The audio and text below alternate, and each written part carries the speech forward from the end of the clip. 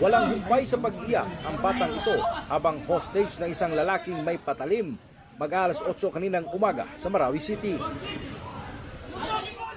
Panay ang pakiusap ng mga tao sa paligid na bitawan na ang bata pero di ito alintana ng sospek. Allegedly, tumatakbo ito dito sa Ground Zero. So, pinasok niya yung bahay ng victim. Pagpasok niya, kinuha niya at nilagyan niya ng knife. Kung makita mo yung knife, parang chopping knife, di ba?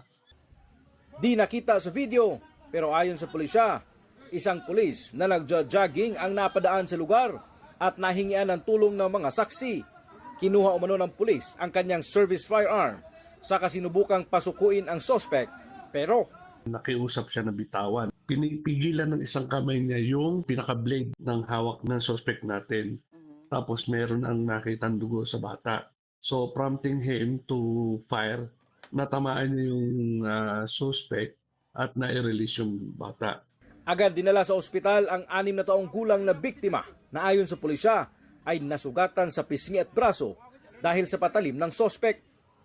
Nasawi naman ang sospek na di pa rin tukoy ang pagkakakilanlan. Panawagan nila sa may mga nawawalang kaanak na malapit sa lugar na makipag-ugnayan sa kanilang tanggapan. Sinusubukan pa naming makuha ang pahayag ng pamilya ng biktima.